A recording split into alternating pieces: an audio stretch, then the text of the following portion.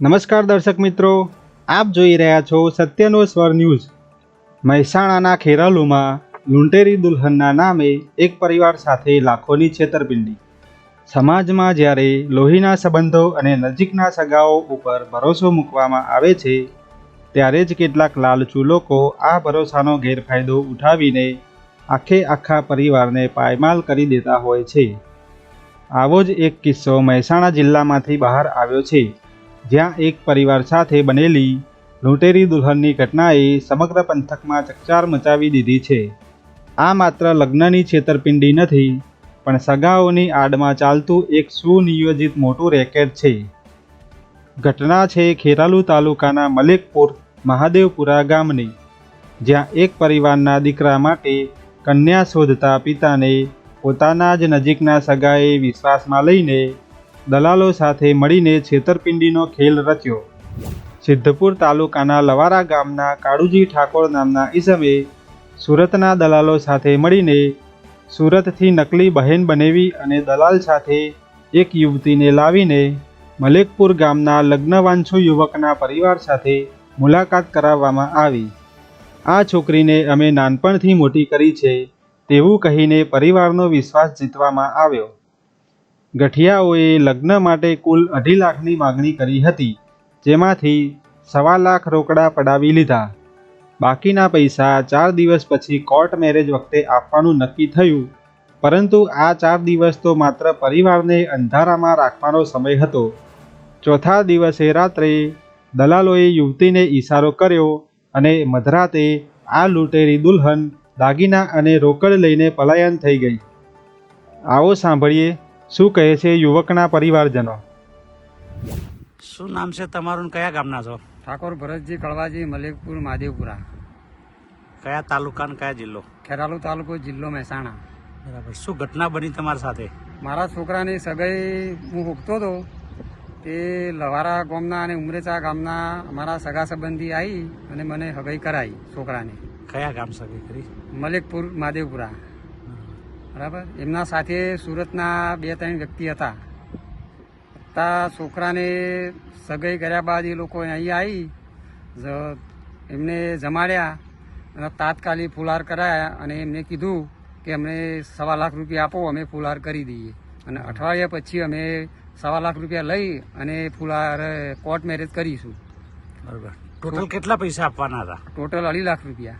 એમાંથી તમે આપ્યા કેટલા હતા રે? 1.25 લાખ। બરાબર। પછી શું થયું? પછી 4 દિવસ છોકરી રહી અને અમારે માતાજીની રમેણ હતી, એ દિવસે છોકરી 3 વાગે ભાગી ગઈ। બરાબર। મારા છોકરાનો ફોન બી લઈ ગઈ સંગાથે અને એ છોકરાનું કાર્ડ કાઢીને ફેંકી દીધું છે, ફોન સ્વિચ ઓફ આવે છે। બરાબર। તો હવે પોલીસને આ વિશે જાણ કરી તમે? પોલીસને આ વિશે જાણ કરી નથી। બરાબર। પેલા લોકો શું કહે છે હવે? પેલા લોકો એમ કહે છે કે આ તારીખે પૈસા આપશું, આ તારીખે પૈસા આપશું, એવા વાયદા બતાવી જાય છે। બરાબર। તો હવે પોલીસ અને પ્રશાસન પાસે શું અપેક્ષા રાખો છો? પોલીસને અમારે એટલું કહેવું છે કે અમારે અમારો ન્યાય મળવો જોઈએ। બીજા લોકો સાથે બી આવી છેતરપિંડી થતી હોય છે? બીજા લોકો પાસે કોઈને આવી છેતરપિંડી થવી ના જોઈએ, એનું ધ્યાન રાખજો। નાગજીભાઈ, કયા ગામના છો? ગામ મલેકપુર, હા હા। તાલુકો ખેરાલુ, જિલ્લો મહેસાણા। શું ઘટના બની હતી તમારા કાકાના છોકરા? ઘટનામાં સાહેબ એવી ઘટના બની હતી કે મારા ભત્રીજાનું સંબંધ થતો નતો, બરોબર। સમાજમાં કોઈ જગ્યાએ સંબંધમાં 2-4 જગ્યાએ જોયું, પણ કોઈ સંબંધમાં ઠેકાણું પડતું નતું। તો અમારે એક મામી કરી ઉમરેચામાં છે, તથા એમના જમાઈ છે વિપુલજી કરીને, તથા લવારાના એમના ભાઈને અમારે સંબંધ માટે વાત કરેલી। ફોનમાં છોકરીના ફોટા બી નાખેલા, પછી વાતચીત કરેલી કે આવી છોકરી છે અને તમારે સંબંધ કરવો હોય તો અમે સંબંધ કરાવીએ। અમને છોકરીના છોકરાના ફોટો બતાવ્યો, અમને અનુકૂળ લાગી, બરોબર। અમે સંબંધની વાત કરી એટલે એ લોકો કે અમને સુરતથી અમે અહીંયા આવીએ તો અમે 2500 રૂપિયા ભાડું નાખો, અમે છોકરીની બેનને, છોકરીના બનેવીને, એના બધાને લઈને અમે તો તમારા ઘરે આવીએ। અમે અહીંથી પેમેન્ટ કર્યું એટલે બીજા દિવસે અમારા ઘરે આવ્યા। રમીલાબેન આવ્યા, વિપુલજી આવ્યા, સુરતથી 4 જણા આવ્યા હતા। એ લોકો અમારે ઘરે આવીને બધું ઘર જોયું, અમે જમવાનું બનાવ્યું, જમ્યું, અમારો વ્યવહાર હતો એ વ્યવહારની વાતચીત કરી। અમને યોગ્ય લાગ્યું, એમને યોગ્ય લાગ્યું। એમને જવાબદારી લીધી કે ભાઈ છોકરી જતી રહેશે તો પૈસા અમે બેઠા છીએ, તમારા પૈસા પાછા આપી દઈશું।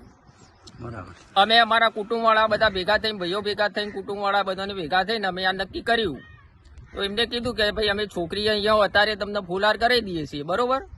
2,50,000 અમે નક્કી કર્યું, 2.5 લાખમાં. એટલે એ લોકોએ કીધું કે તમારે કોઈ બી જગ્યાએ કોર્ટ મેરેજ કરવા હોય તો અમે અમારો ચૂંટણી કાર્ડ, આધાર કાર્ડ તમે કહેશો નહીં, એ સહીઓ કરવા અમે તૈયાર છીએ. તો અમે અમને વિશ્વાસ આવી ગયો કે સગાવાલા છે એટલે અમને વિશ્વાસ આવ્યો.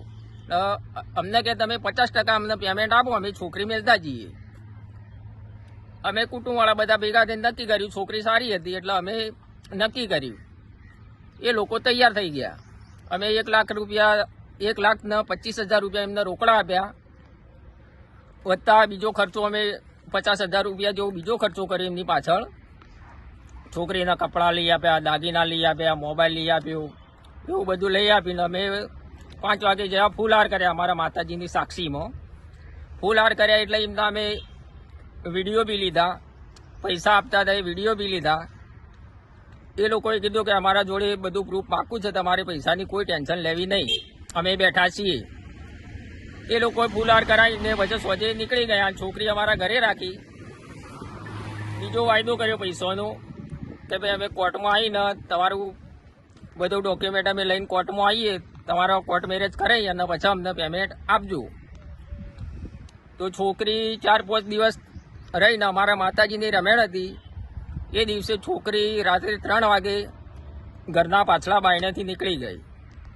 તો અમે સવારે એ લોકોને ફોન કર્યો, કાળુજી એમને. તે લોકોએ કીધું કે ભાઈ તમે કોઈ ટેન્શન ના લેશો, કે તો છોકરી અમે પાછી આપીએ છીએ, કે તો પૈસા આપીએ છીએ. એમને કરતા આ લોકો અમને 2 દિવસે આગળ લંબાવતા ગયા.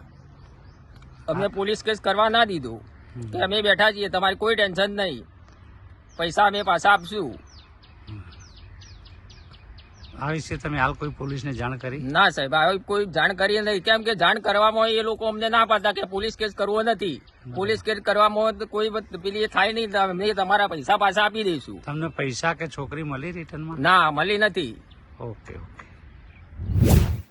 આ કિસ્સામાં સૌથી ચોંકાવનારી બાબત એ છે કે આ રેકેટમાં યુવતીઓ માત્ર કોન્ટ્રાક્ટ પર લાવવામાં આવે છે. ગરીબ ઘરની દીકરીઓને પૈસાની લાલચ આપી થોડા દિવસ માટે પત્ની બનવાનું નાટક કરાવવામાં આવે છે. વિસનગર, વડનગર, ખેરાલુ અને સતલાસણા જેવા તાલુકાઓમાં આવી ગેંગો આજે પણ સક્રિય છે. આ કિસ્સો માત્ર મલેકપુર પૂરતો સીમિત નથી. સમગ્ર ગુજરાતમાં આવા અનેક પરિવારો લૂંટાઈ રહ્યા છે.